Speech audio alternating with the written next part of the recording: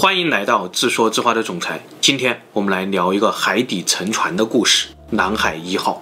这是一艘800年前沉没的中国货船，上面装满的货物非常的值钱。到底有多值钱呢？我的一个朋友原来讲过这样一个段子，他说：“你知道龙泉窑的暗纹青瓷吗？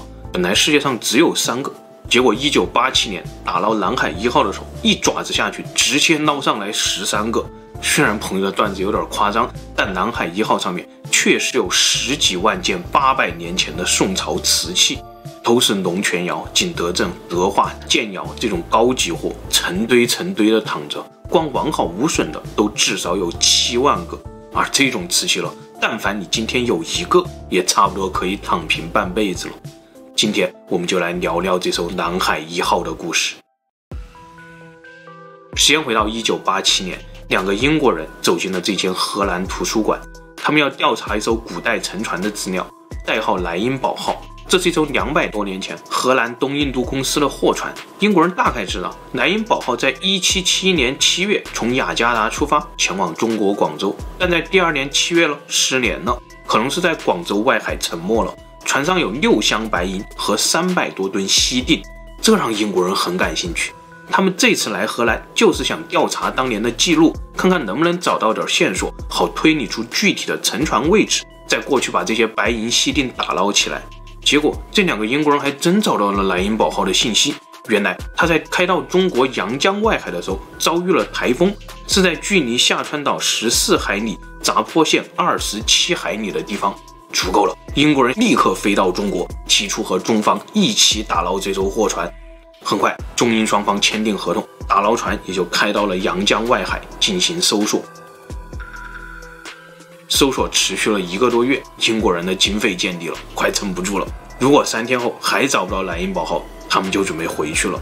结果就在这天，声呐上出现了2个小黑点，只有1米大小，这和40多米的莱茵堡号完全不一样。英国人准备忽略这条线索，但中国潜水员说开过去，把我放下去看看。下潜的地方海水不深，只有20来米，但水流很复杂，海底的泥沙全部被冲了起来，水下什么都看不清。说来也巧，就当中国潜水员跳下去以后，突然变得风平浪静。潜水员看到了一张渔网，渔网包裹着一个长条形的东西，像是桅杆。顺着桅杆往前游，又发现了一个类似的长条形的凸起，难道是第2根桅杆吗？潜水员浮出水面说，声呐上面那2个小黑点可能是2根桅杆，从凝结物上面来看，至少有几百年了，不像现代船，不妨捞一爪子试试。一爪子捞上来，泥浆往甲板上一撒，出现了一条金闪闪的大链子，整条船都欢呼了起来。同时淤泥当中还出现了很多漂亮的青瓷色，这就是前面我朋友讲段子时提到的那著名的一爪子。具体捞上来的是不是有13件绝世的龙泉瓷，我们就不得而知了。但后来很多当时在场的人都提到了这样2个小故事。第一个小故事是关于这艘沉船的价值。据说中方领队当时通过这一爪子判断，这下面绝对不是什么17几年的莱茵堡号，因为这捞上来的青瓷都是南宋款，比17几年至少早了500年。现场狂欢结束以后，英国人准备再下去捞第2爪子，中方船员说不能捞了，这不是莱茵堡号，不在合同范围之内。但英国人说是啊，是不在合同范围之内，那我们现在在公海上捞东西，不和你们合作了，你们也管不着吧。当时中国的领海主张是16海里，16海里以外就是公海。双方拿出海图来一算，结果发现这个地方恰好是16海里多一点点。正当英国人觉得自己赢了的时候，中方领队突然淡淡的吐了一口烟，然后说不是这样的，我们中国领海线是按照落潮的最低点算起的，16海里不是按照你们这个涨潮线算的。最终英国人还是放弃了打捞，上岸回国。而上岸以后呢，中方领队从那一爪子当中精选了237件比较完整的文物，送往广东省博物馆鉴定。不久以后，专家们秘密汇报了一个消息，那就是这艘沉船的价值大约3000亿美金。当时广东省的 GDP 才200多亿美金，一艘船就抵得上广东干10年。这个数字是怎么估算出来的呢？这就是当时发生的第2个小故事了。当时有一个叫做麦克哈策的水下探险家举办了一场中国文物的专场拍卖会，叫做南京号的海货。哈策说，他根据荷兰东印度公司的档案，找到了1752年在中国南海沉没的这艘南京号，从上面打捞了23.9万件青花瓷。消息传回中国，大家都很愤怒，但又无可奈何，因为当时中国没有相关的海洋文物保护法，也没有抓住哈策非法打捞的证据，拿他一点办法都没有。面对这些流失海外的珍宝了，当时唯一的办法就是把它们买回来。于是荷兰大使东拼西凑，准备了3万美金前往拍卖会现场。结果到了现场才发现，全欧洲的隐秘富豪们都来了，门口停的车那都是用手工打造的顶级豪车。当2位中方代表走进拍卖会现场的时候，佳士得公司还有意把1号出价牌给了中方代表，但整整3天的拍卖会下来，中方代表一次牌都没有举，因为3万美金连一颗珠子都买不到。这件事在1986年的时候还登上过新闻联播，也正是因为这件事，专家们才推算出来这艘沉船的价值3000亿美金。后来这个哈策还很嘚瑟，他还说本来他发现南京号的时候，上面大约有100万件瓷器，但他只来得及捞上来24万件，还有60万件呢，他用打捞船的大爪子全部砸碎了。请各位买家放心，你们买到的都是绝世孤品。后来1999年的时候，这个哈策又打捞了号称中国泰坦尼克号的泰兴号。他查到一条记录，说这1822年泰兴号从厦门前往爪哇，船上有2000多名乘客和100万件瓷器。船开到中国南海的时候触礁沉没，1800多名乘客丧生，只有198人被过路的印第安纳号救了起来。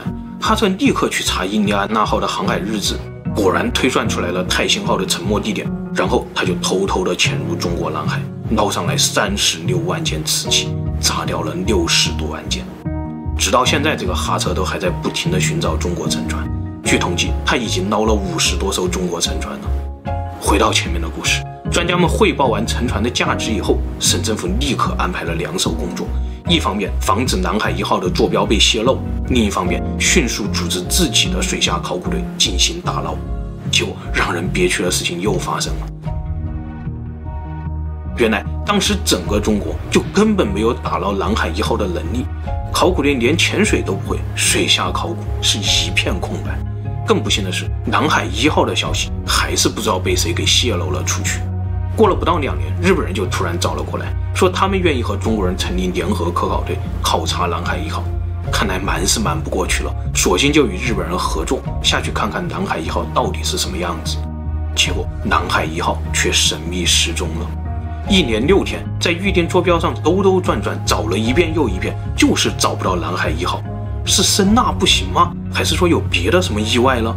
到了第7天，当所有人都感觉不妙的时候，2年前那个领队说往西100米把我放下去。但这次下海就再也没有2年前那么好的运气了，海水依旧很浑，水下什么也看不清，只能靠手一寸一寸的摸。就这样摸了将近2天以后，终于他们又摸到了2年前的那张渔网。看来就是这里了。等海水平静以后，日本潜水员也潜了下去，开了眼界，见到了南海1号，还画了这张草图。接着日方申请联合打捞，显然中方不会同意，南海1号只能在水下再等等。1999年，香港修建迪士尼乐园需要填海，填海之前就得进行水下考古调查，以免损坏文物。于是，中国水下考古队终于在成立12年以后，等来了一次实战演练的机会。在香港，考古队经常去买潜水器材，不知不觉就和店老板成了好朋友，还讲了南海1号的故事。店老板一听非常的激动，立刻表示要发动全香港的潜水发烧友捐款资助考古队，再去调查南海1号的情况。于是这一年又有了第2次对南海1号的考察，但这一次呢，情况比10年前更糟。考察船整整搜索了25天，连南海1号的影子都没有找到。这是因为当时的 GPS 精度不如现在，定位并不准确。但都说文物是有灵性的，他不想让你找到它的时候，你天天睡在它上面你都不知道，但当他想让你发现的时候，一定会绊你一个大跟头。果然到了第27天，海水突然变得清澈，潜水员眼前突然出现了那张渔网，这次看得特别清晰，就连船舷的木头都看到了，非常的好看，还是嫩黄色的，简直太难以置信了。潜水员浮上岸，点了一挂鞭来庆祝。南海1号为什么保存得这么好呢？专家们讲了这样一个故事。在广东很多的地方，至今都还保留着一个古代的习俗，那就是在每年端午节以后，村民们会在龙舟上压满石头，让它一直沉到淤泥里面。到了第2年，再把龙舟从淤泥里面挖出来，稍微冲洗一下，就是一艘崭新的龙舟。这其实是古人在利用厌氧细菌保护船体，因为淤泥里没有氧气，只有厌氧细菌去繁殖，厌氧细菌会赶走其他的细菌，同时它也不爱腐蚀木头。南海1号当年可能就是在无意中被厌氧细菌保护了起来。专家们估计，800年前南海1号满载着货物出发，结果船老板太贪心了，装的货物实在太多了，导致船体吃水太深。沉船的这个地方现在虽然有20米深，但当时800年前可能只有4、5米深。走到这里的时候呢，前面没有超载的船都正常通过了，但这条船装得太满，吃水太深，结果船底板就碰到了礁石，直接坐滩沉没。下沉的速度很快，泥沙涌起来，迅速在船底制造了一个隔绝空气的环境。就这样，南海1号被包裹成了一个时间胶囊。南海1号会不会是被海盗凿沉的？但专家们说不会是海盗，因为800年前的中国海域是非常繁忙的。中国古代人从一开始就认为海洋是商道。南海1号虽然只有30米长，但有10米宽，像个板凳，因为板凳装货装得多。然后很多板凳一起出海，连成一片，每条板凳上都有床字路，前后照应，海盗根本没法靠近这一大片板凳。但欧洲人更容易把海洋想象成战场，他们把船造成细长的棍棒，这就是为了让船更灵活，更容易孤军作战，跑得快，跑得远，但装货少。中国船和欧洲船就根本不是一个设计理念，所以800年前的大海是商路，而不是战场。但现实是不是这样呢？那就需要把南海1号捞上来证明了。于是最丧心病狂的故事来了，整体打捞南海1号。这个方案太丧心病狂了，先要造一个比篮球场还大的集装箱，把集装箱沉下去，扣住整个南海1号，然后再用钢梁插进去，让集装箱变成一个兜，最后再用一个巨大的海上起重机把整个集装箱上万吨海水泥巴以及南海1号全部提上来。为什么就不能分割打捞了？因为我们需要一个完整的南海1号，它背后的历史意义比那几万件绝世珍宝更有价值。这个集装箱足足设计了4年，直到2007年打捞施工才正式开始。按照原计划，集装箱沉下去后，需要在上面压500吨的水泥，让它插到海床里面。但施工的时候发现500吨根本就切不动海床，又紧急调来400吨水泥，再压上去还是切不动，最后加到1200吨，施工队都没有现成的水泥了，还是切不动，怎么办呢？于是领导现场协调，拆了附近的一个小港口，把水泥运过来，继续往上压。终于压到4000吨的时候，不能再压了，集装箱都要崩了，但还差2米，怎么办呢？只能靠潜水员下去挖泥巴了。这个过程非常的惊险，如果稍微挖不好，整个水泥倒下来，集装箱侧翻，里面的南海1号就报废了。好在潜水员们小心翼翼，总算完成了任务。但紧接着更大的问题出现了，下一步是插入36根兜底的钢梁，但第一根钢梁插进去的时候就被海底的泥沙给怼弯了，根本就摸不到另一边的孔。看着变形的钢梁被捞上来，现场的气氛简直都绝望了，因为这是一个设计之前万没有想到的问题。据说施工队想了很多办法，整整花了13天，才终于把第一根钢梁插到了对面的孔洞当中。但具体是怎么插进去的，我朋友说这是广东打捞局严格保密的国家机密技术。打捞整整花了9个月，南海1号总算被提出了水面。接下来就是要运到事先修好的博物馆中进行考古清理了。这些文物在海里泡了800多年，内部已经侵入了很多盐分，如果突然拿到没有盐分的清水当中，或者暴露在空气里，它就会从内部坏掉。为了解决这个问题呢，开始清理前，南海1号又在同等盐度的海水里泡了7年，直到2014年考古清理才正式启动，预计要到2022年全部清理完成。也就是说，你现在去阳江博物馆还能看到考古队在现场清理南海1号。通过出土的瓷器产地来判断，专家们估计南海1号应该是从泉州出发的。再就是船上出土了17000多枚南宋铜钱，船主人带这么多铜钱去海外干什么？这个考古发现突然让专家们开始重新思考一个西方经济学家的观点，那就是辽国的突然崩溃是因为北宋的货币战争。也许真的是这样的，唐朝最鼎盛的时候，一年发行货币20万贯，整个东亚北亚就都开始流通唐朝货币了。但到了南宋的巅峰时期，一年发行货币600万贯，是唐朝的30倍。为什么南宋史书上还经常记载国内无钱可用了？这么多货币都到哪儿去了呢？这一直是一个历史悬案。但现在南海1号出来帮历史学家们破案了，600万贯，这可能是当时全世界的流通货币。船主人不光输出商品，还偷偷的输出货币。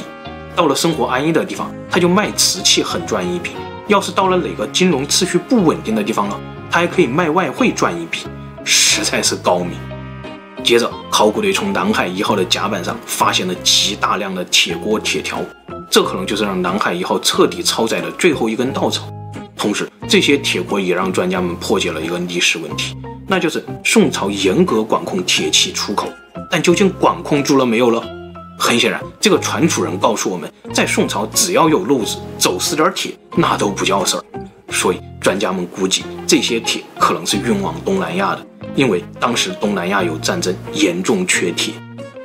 考古队还从船舷上发现了绑铁锅的绳子，800年了，竟然还没有断掉，绳子上还有竹笼子，笼子里面是大鹅和母鸡的遗骸。看来船主人很会节省空间，鹅、鸡这种路上要打牙鸡的东西都被挂到了船舷外面。船舱当中还发现了好几缸咸鸭蛋，和现在的工艺一模一样。这究竟是外销的商品呢，还是船员们的食品呢？我们不得而知。接下来，专家们希望通过出土文物来破解船主人的身份，他到底是一个南宋商人呢，还是一个番商呢？首先，从他那条小2米的大金链子来看，这是一个阿拉伯风格的金腰带，也许是个阿拉伯的番商吧。当时泉州的蒲家、晋家，这都是入籍南宋的阿拉伯人，他会不会也是其中之一呢？但很快，考古队又发现了2条眼镜蛇的遗骸，养眼镜蛇丸，这是印度人的专利啊，也许这位番商还有点印度血统吧。接着，考古队发现了一个首饰盒，里面有3枚金戒指，分别是中国风格、印度风格和阿拉伯风格。看来这位船主人应该是个见人说人话、见鬼说鬼话的老油条，去哪儿谈生意就打扮得像哪儿人。还有一条阿拉伯风格的金项链，项链上的坠子可以装香囊进去，非常的奢华。又有一个拇指粗的金镯子，上面的龙头装饰看着就像用来镇场子的大金链子。看来船主人还有不少道上朋友。最终，专家们通过沉船时船头的方向，大致判断出来了船主人的身份。首先，专家们假设船只是坐滩沉没的，那就可以通过船头来找航线。按照航线推理出来，这艘船的终点应该是苏门答腊。这就说明船主人很可能是一位拥有南宋国籍的阿拉伯番商。因为南宋当时有一个户籍制度，那就是番商每年必须向朝廷报备一次，如果超过1年没有到朝廷来报备，就会自动取消户籍。所以当时入籍的番商一般都不会跑太远，他们喜欢把船装得满满的，跑到苏门答腊卸货批发，然后赶紧再拉一船香料回中国。然而800年前的某一天，船主人可能在广州搞定了某个官员，拿到了一批走私的铁器，高兴得不得了，在甲板上绑了一层又一层，结果刚刚离开广州，走到阳江的时候，就因为超载出礁，彻底沉没了。事实的情况究竟是什么样呢？也许等到明年南海1号彻底清理结束以后，我们又可以看到一个更具有说服力的故事。但无论如何，南海1号还是在告诉我们，800年前，甚至早在2000年前，从羽人时代一直到南宋时期，我们就有过一个大航海时代。只不过那个时候，大海不是战场，纵横七海的舰队不是威风凛凛的战舰，而是一片接一片把自己撑到超载沉没的板凳船。好了，今天的故事就分享到这里，谢谢大家。最后，夫人说把船全改成货舱玩大航海时代，这不是你的风格吗？